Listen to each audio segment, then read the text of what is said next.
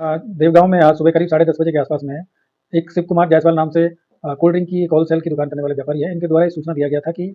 दो व्यक्ति उनकी दुकान पे आए और उनके पास में 70 लाख रुपया था जो तमंचे की बट से उनके सिर पे मारा उन्होंने, और उनसे दो बैग हैं वो पैसे रखे हुए थे, उसको लेके वो चले गए हैं। इसी पर तत्काल थाना प्रभारी और सभी अधिकारियों के द्वारा घटनास्थल का निरीक्षण किया गया और वहाँ पे लगे सीसीटीवी और आसपास की जो दुकानों के सीसीटीवी वो चेक किए गए और उनसे डिटेल में जो पूछताछ की गई तो घटना संदिग्ध प्रतीत हो रही थी और जो पैसे का जो सोर्स था वो सही तरीके से बता नहीं पा रहे थे। इसी पे हम लोगों ने जिससे पूछताछ की गई, आदरणीय डीआईजी महोदय के द्वारा भी वहाँ पे उनसे पूछताछ की गई और जो ये देखा गया कि उन्होंने अपना सीसीटीवी बंद किया हुआ था और दुकान पे उस समय 2 ही लोग थे, एक वो और एक उनके कंप्यूटर ऑपरेटर। इन दोनों से जब अलग-अलग पूछताछ की गई तो कुछ चीज़ें संदिग्ध प्रतीत हुई और फिर बाद में ये पूरा हमने जाँच पड़ताल किया गया तो ये जानकारी प्राप्त हुई कि उन्होंने 2 बैंक हैं, एक एक्स्ट्रा कैप के नाम से एक फाइनेंसिंग बैंक है और दूसरा बैंक है। उन दोनों बैंकों से इन्होंने मिंटीफाई के नाम से एक और बैंक है। इन दोनों बैंकों से करीब 1 करोड़ 5 लाख रुपए का लोन इन्होंने 2023 और 24 में लिया था,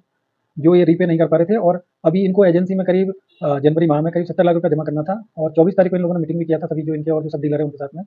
तो इनको करीब 70 लाख रुपए का इन्होंने उस दिन डिसाइड हुआ था कि इस मंडे को जमा करना है और आज जब इनके पास में पैसे नहीं थे तो इन्होंने फिर इस तरीके से प्लान करके ये झूठी एक सूचना दी है। वहाँ पे इस तरह की कोई घटना नहीं हुई थी और इनके पास में पैसे भी नहीं थे। 24 तारीख को इनके पास में 1 लाख रुपया कैश था, बाकी जो भी पैसे इनके पास में कलेक्शन के आए थे वो सब बैंक में जमा है। करीब 12.5 लाख रुपए का कलेक्शन हुआ था, इसके अलावा इनके पास में पैसा नहीं था और आज चूँकि पैसा ना देना पड़े और दूसरा इन्होंने अपने जो दुकान है उसका इंश्योरेंस करा रखा था, तो इस तरह की कोई घटना होती तो उनको इंश्योरेंस इन्फॉर्मेशन मिल जाना था। इसी को लेकर इन्होंने प्लान करके और 24 तारीख को प्लान किया, पहले अपना सीसीटीवी बंद किया और आज इस तरह की जो झूठी सूचना इन्होंने पुलिस को दी, जिस पे हम लोगों ने पूरी पूछताछ की गई और पूछताछ के बाद में ये चीज़ें सब चीज़ें सामने आई कि इनके पास में पैसा था नहीं और जो पुरानी इनकी देनदारियाँ हैं वो भी इनके पास में कई कई लोगों का कर्जा था और बाकी जो बैंक है इनका करीब 1 करोड़ 5 लाख रुपए बकाया है और ये जो एजेंसी के नाम पे जो पैसा इनको देना था वो भी ये कलेक्ट नहीं कर पाए थे अपने डीलर से। तो उसी तरीके से उन्होंने प्लान बना के और आज ये सूचना दिया और फिर उसके बाद में पुलिस को बताया गया और अपने ऊपर थोड़ा इन्होंने खुद ही मार के और चोट भी पहुँचाया गया, फिर उसके बाद में अपने आप को हॉस्पिटल में ले जाके और फिर इन्होंने तो सूचना दिया था। तो ये अभी इनसे सारी चीज़ें जब इनसे पूछताछ की गई तो इन्होंने इस चीज़ को स्वीकार किया है कि इन्होंने अपने व्यापार में घाटा जाने की वजह से और तमाम समस्याओं को लेकर इस तरह का प्लान करके एक झूठी सूचना दी थी।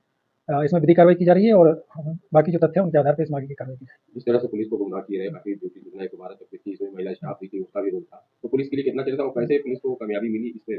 देखिए, बहुत ही आज के टाइम पे इस तरह की जो घटना है वो बिल्कुल भी एक्सेप्टेबल नहीं है और हम लोग लगातार इस तरह का पुलिसिंग इस तरह से करते हैं कि कोई इस तरह के जो अपराधी है वो ना हो और अपराध ना हो, अपराध भी इस तरह के जिले में ना रहे। तो ये देख के थोड़ा-सा हमको भी ये लगा था कि इतनी बड़ी घटना हुई है और वो भी सुबह-सुबह इस तरह की जो घटना हुई है, वहाँ आस-पास के सभी दुकानों में सीसीटीवी लगे हुए थे और मौके पे जो लोग थे उनका भी ये कहना था कि इस तरह की कोई घटना हमारी जानकारी में नहीं आई है। तो इन लोगों ने जो पूरा प्लान किया था 24 तारीख को इन्होंने शाम को कैमरा अपना बंद कर दिया था, उसका प्लग इन्होंने निकाल दिया था और ये बताया था कि कैमरा हमारे कई दिनों से खराब है। उसको भी जब चेक किया गया तो जानकारी मिली थी कि इनके द्वारा ही उसको बंद किया गया था और बाकी इनके जो आम सहूलियत है वैसे ठीक थी, लेकिन जो व्यापार में इनको काफ़ी दिनों से घाटा चल रहा था, तो उसी की पूर्ति करने के चक्कर में इन्होंने इस तरह की चीज़ें प्लान करी है। इस तरह की चीज़ें बिल्कुल नहीं होनी चाहिए। पूर्व में भी इस तरह की कई घटना हुई है, उन लोगों के खिलाफ भी कार्रवाई हुई है और इससे न केवल हम लोगों का काम बढ़ता है बल्कि एक तरीके से प्रदेश की कानून व्यवस्था है उस पर भी प्रश्न चिन्ह उठता है, तो ऐसे ऐसे लोगों के खिलाफ सख्त से सख्त इसमें कार्रवाई हम लोग करेंगे। ठीक।